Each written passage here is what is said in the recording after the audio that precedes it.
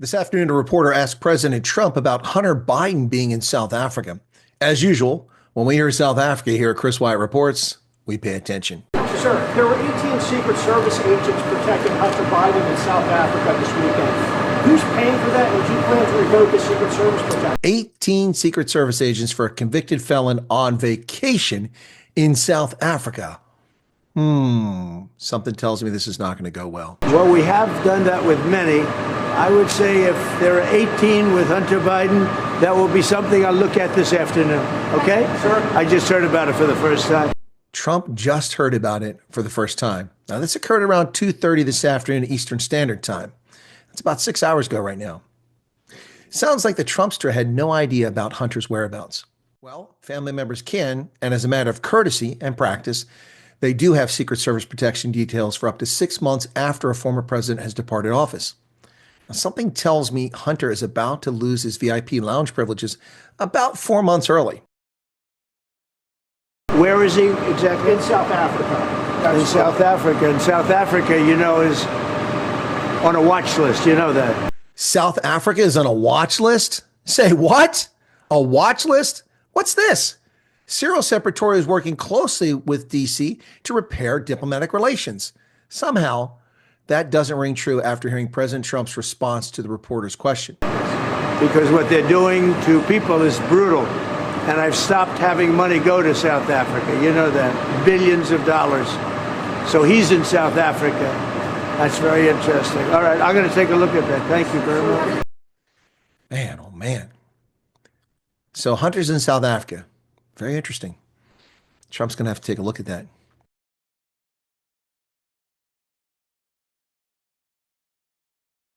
Well, son of a gun, folks, it isn't even 4 hours later. At 6:11 p.m., when a Truth Social tweet post shows up on the president's Truth Social account, in which he announced that Hunter's 18-man Secret Service detail is gone, done and dusted, finished in Clar, Nick's 9 yet in the Bezuidenhout. It's all gone, folks.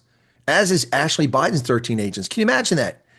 31 agents detailed. How many millions of dollars that's costing the taxpayer? The president's Truth Social Truth, or tweet as most people would call it, says the following today, 6:11 p.m., 1811. Hunter Biden has had Secret Service protection for an extended period of time, all paid for by the United States taxpayer. There are as many as 18 people on his detail, which is ridiculous. He is currently vacationing in, of all places, South Africa, where the human rights of people have been strenuously questioned. Because of this, South Africa has been taken off our list of countries receiving economic and financial assistance. Please be advised that effective immediately, Hunter Biden will no longer receive Secret Service protection. Likewise, Ashley Biden, who has 13 agents, will be taken off the list. Ouch, folks. Oof, that's going to sting. Now, the howls will begin from the political left. But before we give them any airtime, remember that this man was nearly assassinated twice. First, as the Biden crime family restricted his Secret Service detail for Butler, Pennsylvania, when he was shot in the head, while they expanded Jill Biden's detail in nearby Pittsburgh on the same day.